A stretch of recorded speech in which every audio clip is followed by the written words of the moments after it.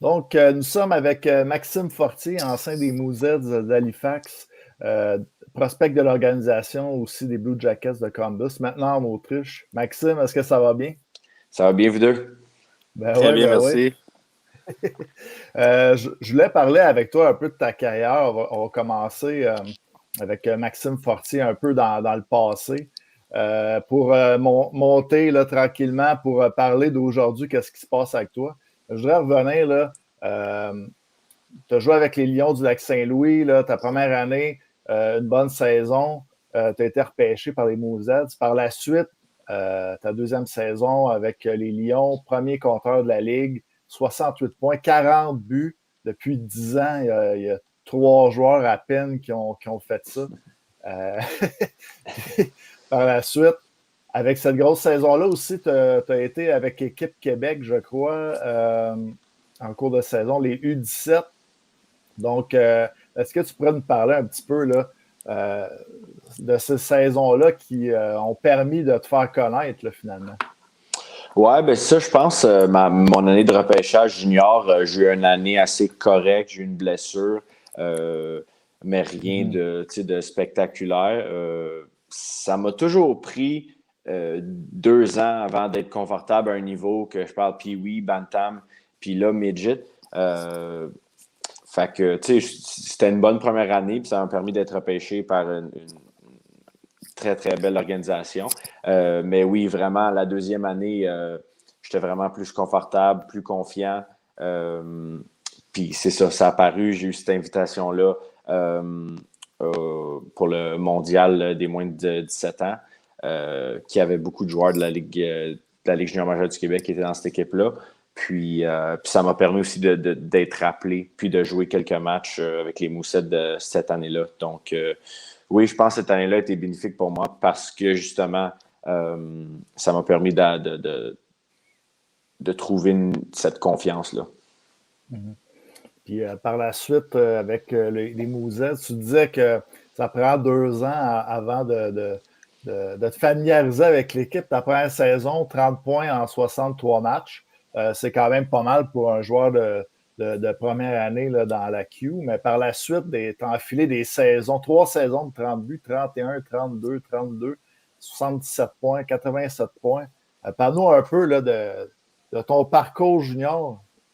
Ben, c'est ça, exactement. Comme je disais, ça s'est poursuivi junior. Première saison, ça a bien été.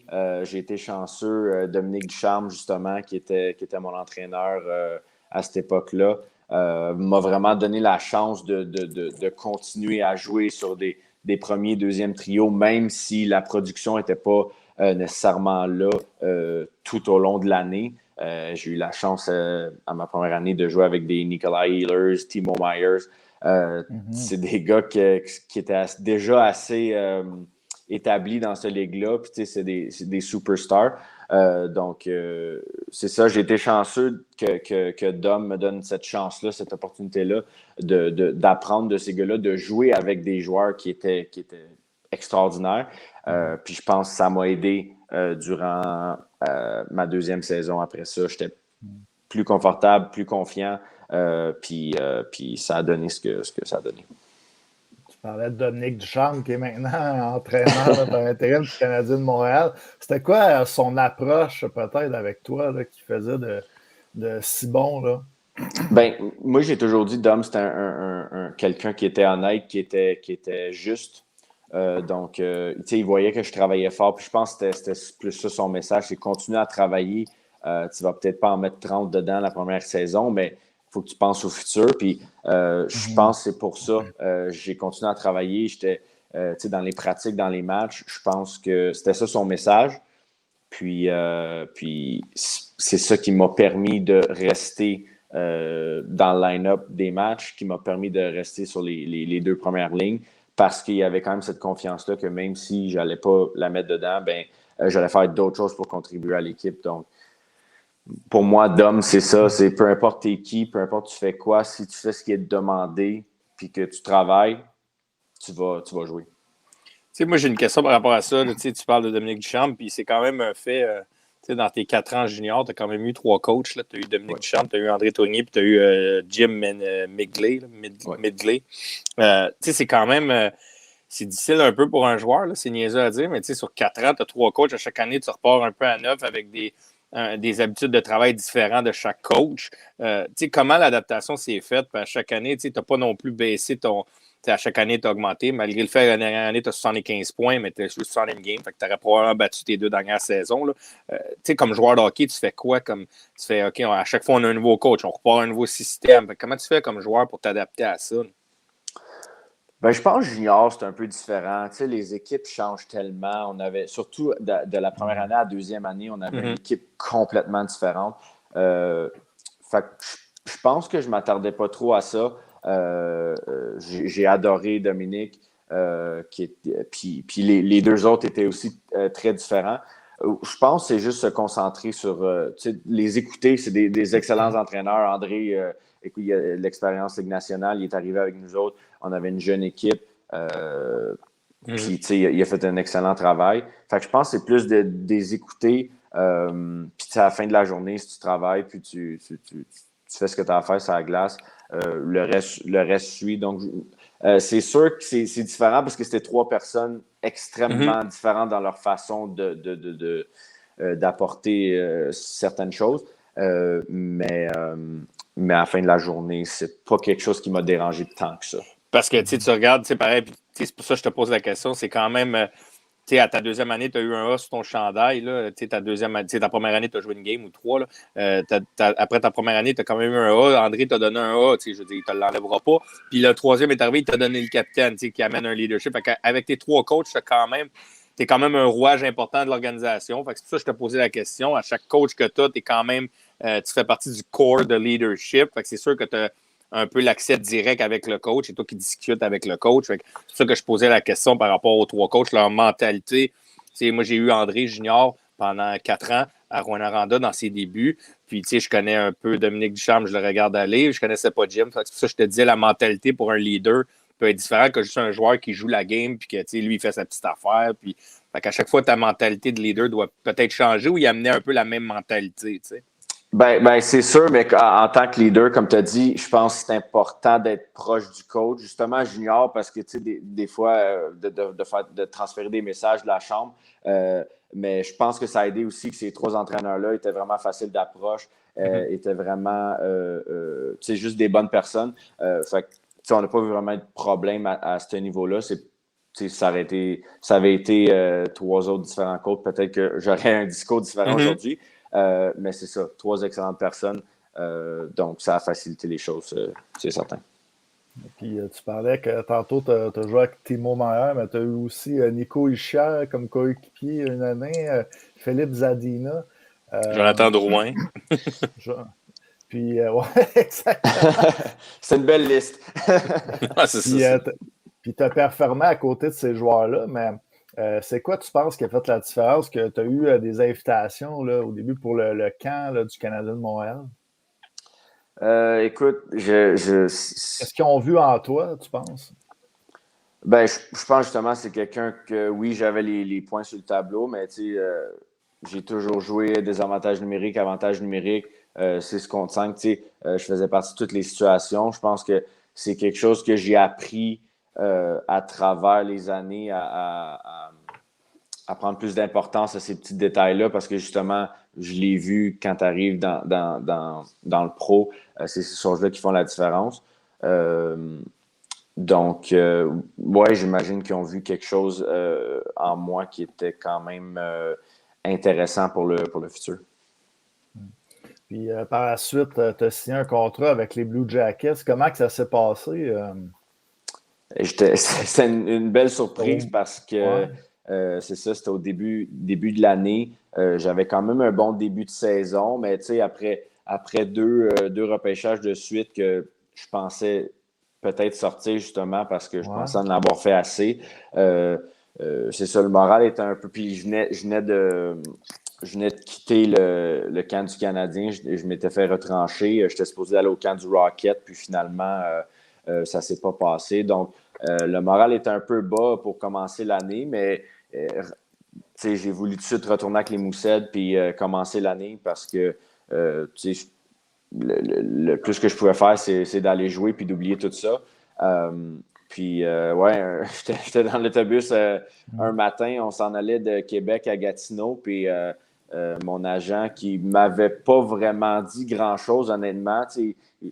Ici et là, une équipe qui aimait ce que tu faisais, blablabla, mais rien de concret. Puis c'est ça, un matin, puis mon agent, c'est le 4 novembre 2017, j'ai vu la date. C'est ça.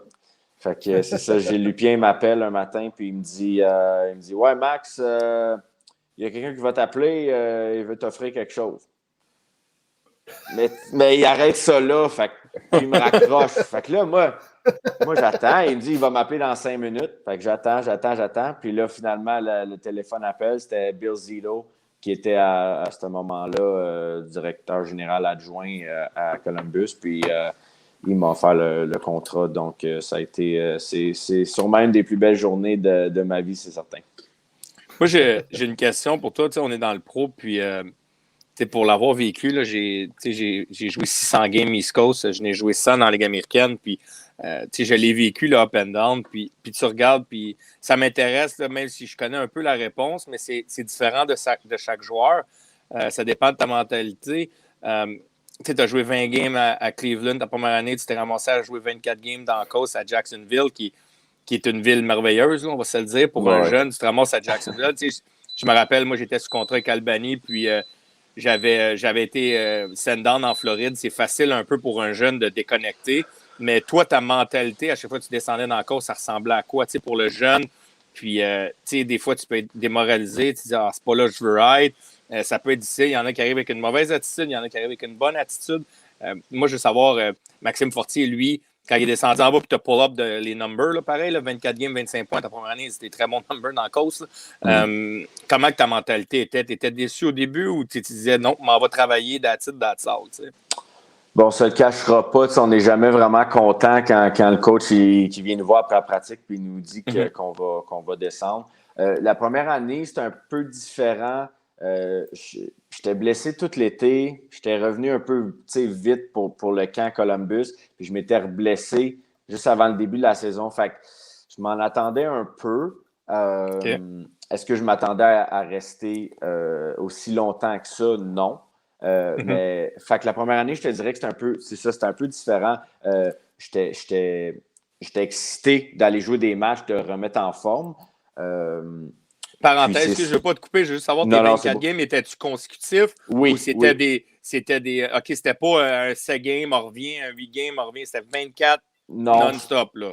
Peut-être parce que je suis retourné à la fin de l'année, mais non, c'était consécutif là, du mois de novembre après Noël. Là. Donc, c'est ça. Rendu là, j'ai vu. Puis, tu sais, quand on sait comment ça marche, il y a beaucoup de joueurs dans le line-up, dans la Ligue américaine aussi. Donc, je le voyais un peu que ça allait prendre des blessures pour que je me fasse rappeler. Mais c'est ça. Écoute, je travaillais, comme tu dis, j'ai fait des points. J'ai essayé de montrer ce que moi, j'étais capable de faire. Puis je pense que je l'ai fait en descendant à Jacksonville. Non, c'est ça. Comme je te dis, c'est pas toujours facile. Hein, tu te ramasses pas. Mais il y a des années, je me ramassais de Binghamton à Elmira. Elmira, pas grand-chose à faire. J'adore la ville, manque pas de respect. Mais Albany en Floride, là, quand tu es sur un one-way dans Haïti, tu te ramasses en Floride, va te le dire, à 15 minutes de la beach. Là. Des fois, le jeune, il peut être. C'est sûr que tu étais jeune. Moi, j'étais rendu à 24-25. Ça peut commencer à te jouer dans la tête. Mais tu te ramasses dans une belle ville. Puis je pense que j'ai pas besoin de te le dire. Là. Dans la course, tu as deux sortes de joueurs. Tu as celui qui pousse pour aller en haut, puis tu as celui qui va rester dans la course. À Jacksonville, il est là pour lui faire le party. Ça lui dérange un peu moins. Là. Je dis pas qu'il y a un manque de sérieux dans la ligue, loin de là. Je respecte la ligue, mais des fois, tu peux t'en aller dans le mauvais path assez vite, puis être déçu, puis ça peut être difficile. C'est pour ça que je pose la question. Tout jeune, je connais un peu la réponse, mais tous les jeunes prennent le path différent. Là, ah non, c'est sûr.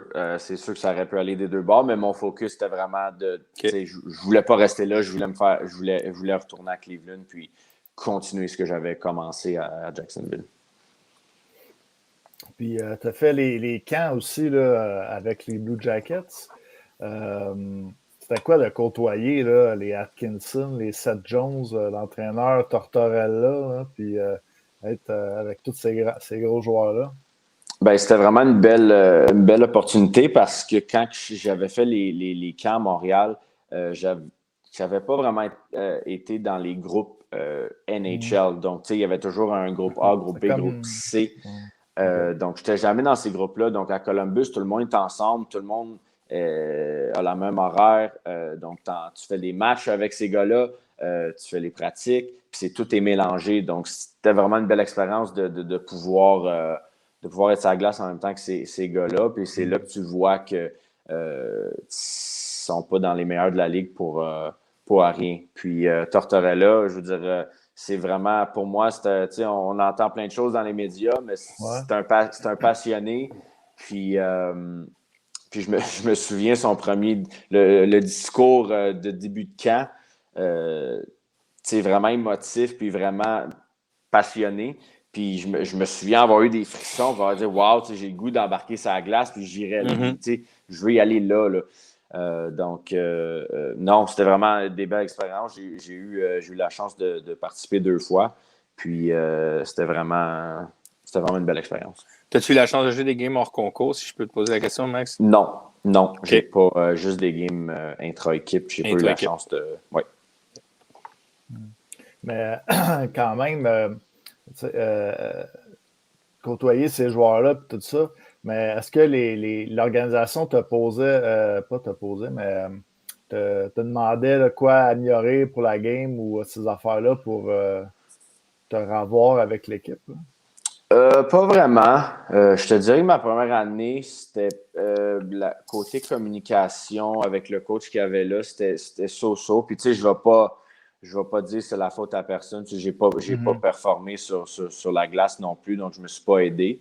La deuxième année, j'ai joué le même nombre de matchs dans la Ligue américaine les deux années, mais je te dirais que la deuxième année, on avait beaucoup de blessés. Fait que j'ai eu la chance de jouer peut-être un rôle un peu plus important, si on veut. Donc, oui, c'était un différent coach aussi. Donc, il y avait une autre sorte de communication qui était un peu mieux. Mais non, pas avec l'organisation en tant que telle. C'est ça. J'ai pas joué mon meilleur hockey là.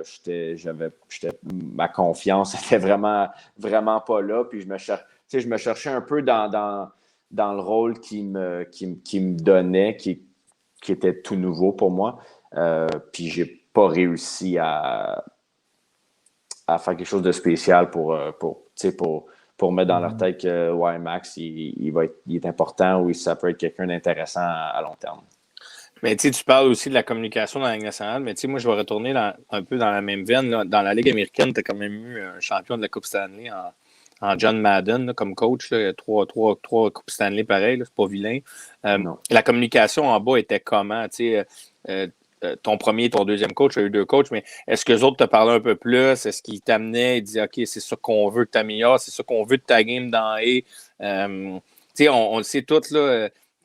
Max, tu le sais, tu as bien beau faire 100 points junior quand tu arrives dans le pro des 100 points. On a eu Philippe Dubuis qui est venu en entrevue, qui a joué pour l'Avalanche du Colorado. Puis Phil, il a joué à Moncton, il a fait des 108 points en 50 games. Puis il disait dans le show, je n'étais pas là pour faire des points. J'aimerais ça savoir un peu si dans la Ligue américaine, il t'aidait sur ce point-là, à dire améliore ça. C'est le même qu'on veut te voir, on te voit dans ce rôle-là ou ils t'ont un peu laissé c'est à toi de le découvrir. T'sais. Ouais, ben je te dirais la première année, c'était pas mal ça. Puis j'étais in and out du line-up. Fait que je jouais des 2-3 games, j'étais dans les estrades pour 6.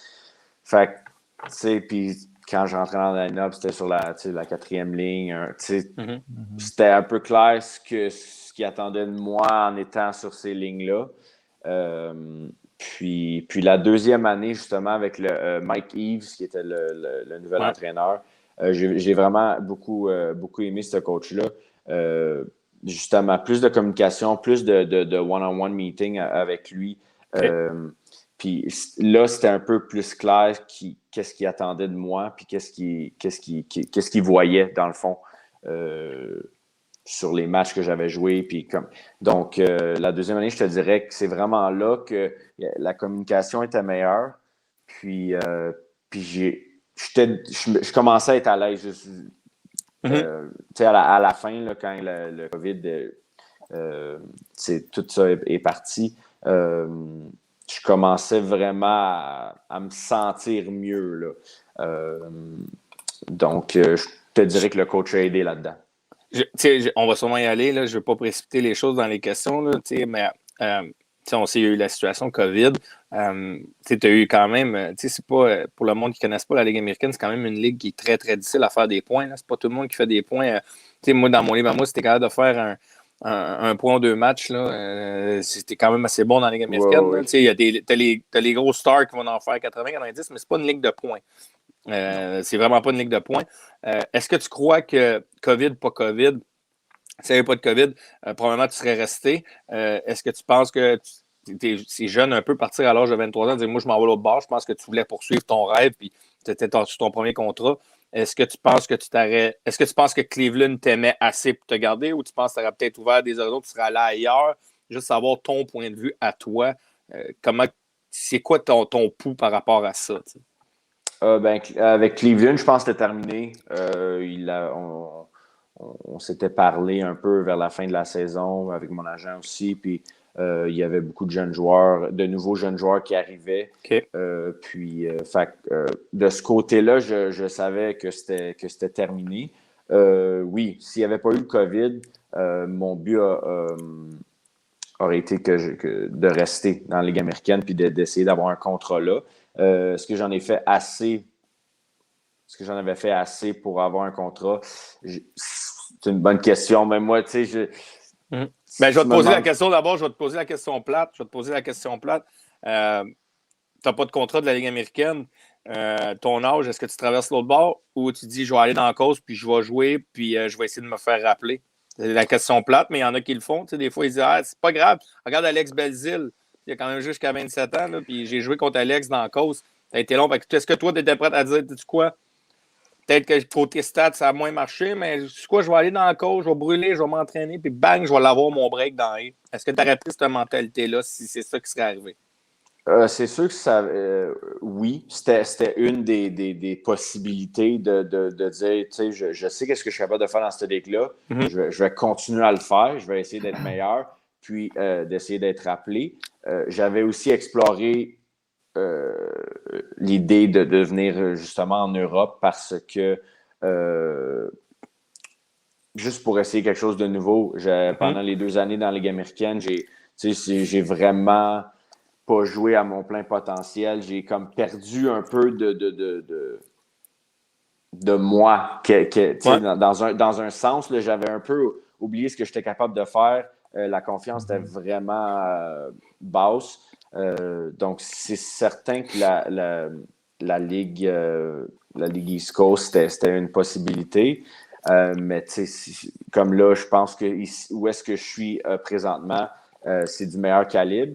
Puis, ça me permet de justement revenir à ce qui a fait de moi un bon joueur. Puis, je suis plus heureux dans cette situation-là. Je vais te poser la question. Scoop, excuse-moi, je vais te poser une question. On va avoir le scoop à soir. Trois-Rivières s'en vient dans la Ligue l'année prochaine. On sait qu'ils sont beaucoup aspects. Ils vont beaucoup mettre l'aspect sur les Québécois. Vont vouloir avoir des Québécois. Ça va en prendre des Québécois établis. Tu as joué la game dans la cause, pareil, un petit bout. Tu sais très bien que, pas manquer de respect, mais juste si c'est des Québécois qui sortent du junior majeur, ça va peut-être être un peu difficile de gagner des games de hockey. La cause, c'est quand même une très bonne ligue. Je crois qu'ils vont avoir besoin de certains vétérans qui ont joué la game, qui ont été dans A, qui ont joué dans la cause, un peu pour structurer le tout. Mais je crois que ces vétérans-là, il faut qu'ils soient québécois pour l'image. Oui. C'est ça que tu veux. Tu reçois un coup de téléphone, venir jouer à Trois-Rivières. Le fais-tu ou tu y penses 2 fois puis tu restes en Europe? Je te dirais que ça serait quand même intéressant. Mais avec ce que je suis en train de vivre présentement, c'est une bonne question. Mon but premier, ce serait de retourner dans la Ligue américaine, puis d'essayer c'est plate à dire, mais ce serait une dernière chance parce qu'on sait comment que ça marche dans le hockey, on oublie vite, puis ça passe au prochain. Donc, j'aimerais ça avoir une autre chance dans la Ligue américaine. Mais c'est ça va quand même bien ici. J'aime ça. C'est vraiment différent. Mais c'est une différente motivation. Mais juste parce que c'est ça. C'est une équipe au Québec, de revenir à la maison, de jouer, puis veux pas. Oui, ça me donne une chance peut-être de revenir dans la Ligue américaine après ça. Oui, j'y penserais, je dirais pas non, ça c'est sûr. Moi, va te donner un conseil là, moi, je pense là, pour les jeunes, moi, Alex Belzile, là, je voue un grand respect pour Alex. Puis, tu sais, des fois, c'est correct, tu ne le sauras jamais. Tu sais, dans la vie, si tu ne l'essayes pas, tu ne le sauras pas. Puis, Oui. des fois, je trouve que l'Europe est un beau tremplin, puis c'est le fun. En fin de carrière, moi, je suis allé en France, j'ai joué en fin de carrière, j'ai adoré, c'est un beau tremplin, mais ça vient dans ta tête, la décision. Est-ce que je donne un beau? Alex est quand même allé jusqu'à 27, là, puis finalement, il a eu son break. On le sait, les salaires dans le coach sont pas. C'est plus difficile un peu.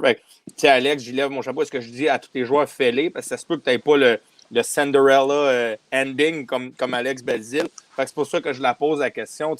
Puis si je peux donner un conseil, si tu y crois puis tu fonces dans la vie, moi, je pense que même si la East Coast, là, je suis sûr que tu as fait tes devoirs, mais il y a quand même eu 681 joueurs qui ont joué dans la Coast, qui ont joué dans la Ligue nationale. Fait que c'est pas une mauvaise ligue. Fait que, pour ça, je pense que les jeunes, des fois, ils pensent que c'est la fin et tout ça.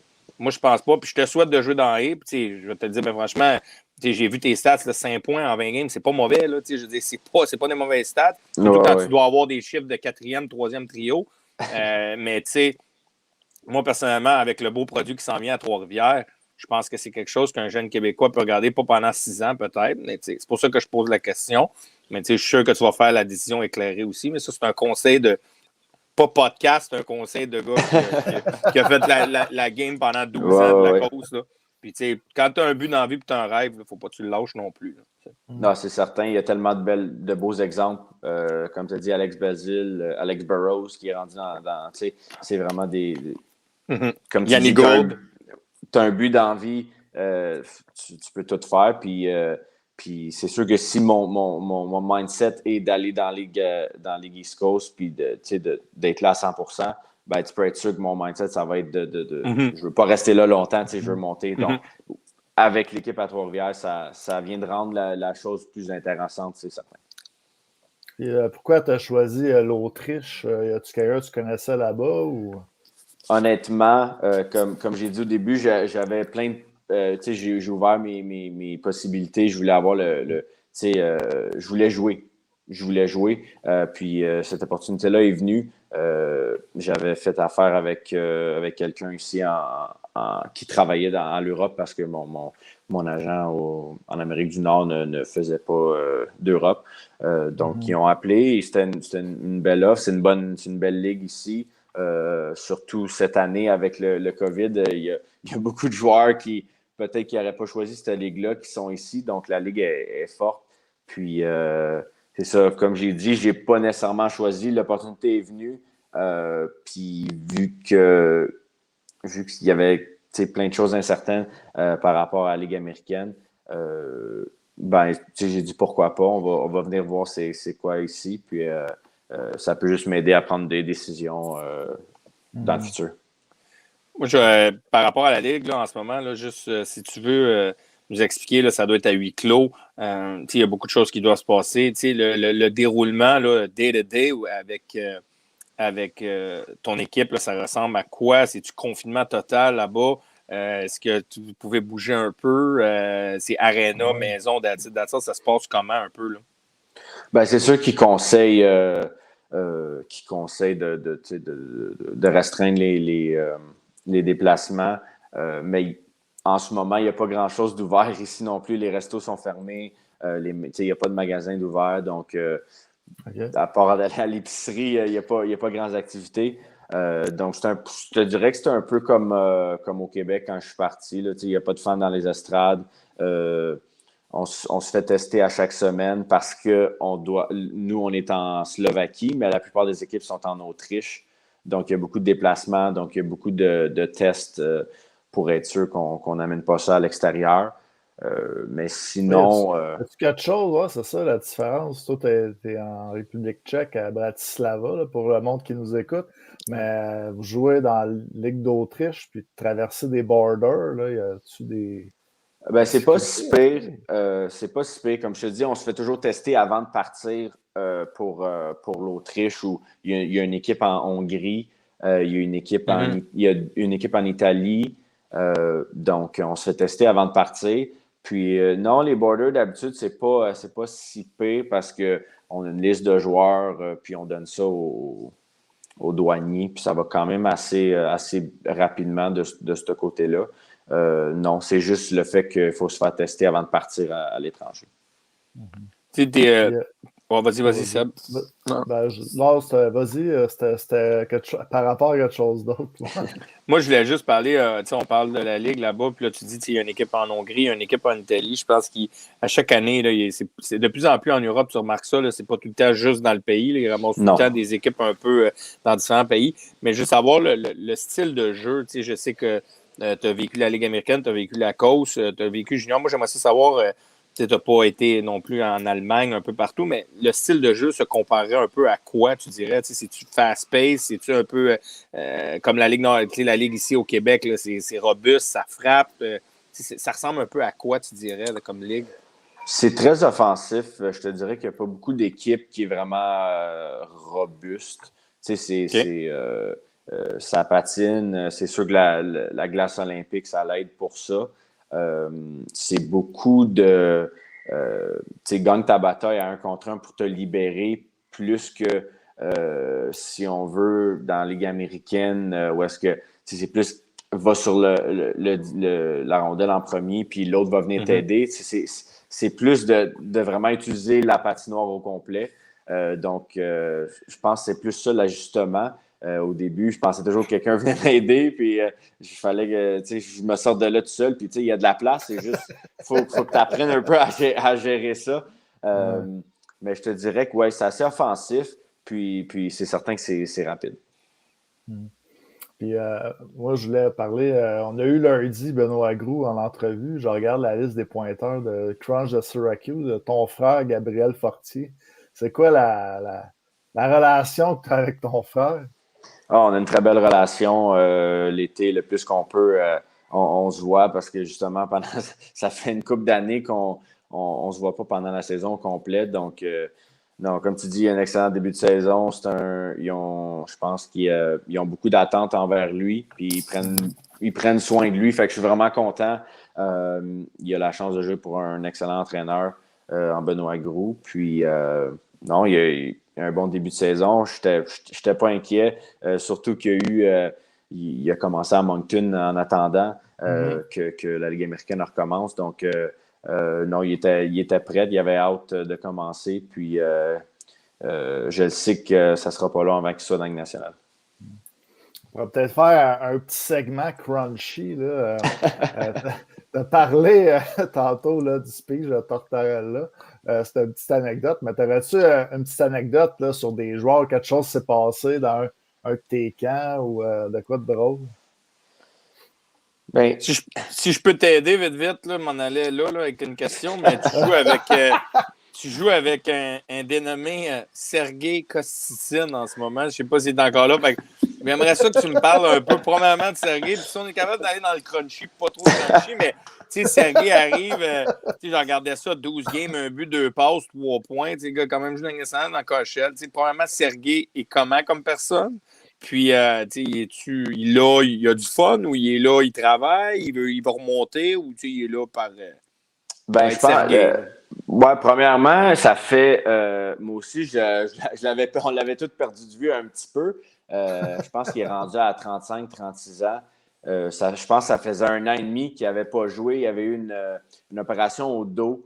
Fait que c'était ses premiers matchs. Mais non, je ne savais pas à quoi m'attendre, moi non plus. Je regardais ce gars-là jouer quand j'étais petit cul, puis je le voyais à la télé. Donc, ça a été le fun de le rencontrer. Mais non, c'est vraiment une bonne personne. Il est vraiment plaisant à être à l'aréna. Puis, même si, oui, il a ralenti un petit peu, tu vois que les skills de ce gars-là, il les a pas perdus. Il est vraiment intelligent sur une patinoire. Puis, oui, les stats sont pas là, mais j'avais les mêmes stats après 10 matchs. Je pense que j'avais un point dans la ligue. Fait que je pense... puis justement, lui, ça fait quasiment 2 ans qu'il n'a pas joué. C'est pas facile, mais non, c'est un vraiment bon gars. J'ai pas eu la chance d'y poser toutes mes questions encore, mais. Fait qu'il n'y a pas d'histoire crunchy avec lui encore là, en 12 pas games. encore. Pas encore. Puis honnêtement, c'est un gars assez. Si tu vas le voir, il va jaser avec toi, peu importe qui, mais il est assez. Je pense qu'on l'a tout, on a tout entendu, des rumeurs, peut-être comment il était à Montréal, mais il est assez calme puis assez dans son coin réservé, je te dirais. Mais non, vraiment un bon gars. Puis c'est encore un bon joueur de hockey. Puis, as-tu eu d'autres anecdotes là, avec tes camps ou à Columbus, là, quand même? Ben, j'ai pas tant que ça, parce que justement, à Columbus, c'est les matchs intra-équipe. Tout le monde est à moitié mort. On était 3 heures de suite sur la glace quasiment, puis match après match. Puis c'est ça qui est drôle, parce que t'es Pierre-Luc Dubois, Seth Jones ou moi, on est tous en même place, on est tous écœurés à la fin de la journée, on est tous fatigués.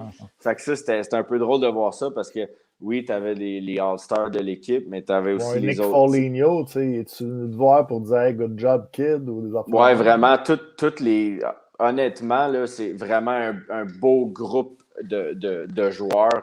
Même si, justement, Nick Foligno, un vétéran, serre la main à tout le monde, se présente, puis honnêtement, il se souvenait de moi de la première année à la deuxième. Puis on s'entend que, j'étais pas, j'ai pas été rappelé, puis il m'a pas vu souvent. Fait que non, vraiment des bonnes personnes. Puis David Savard qui était là aussi.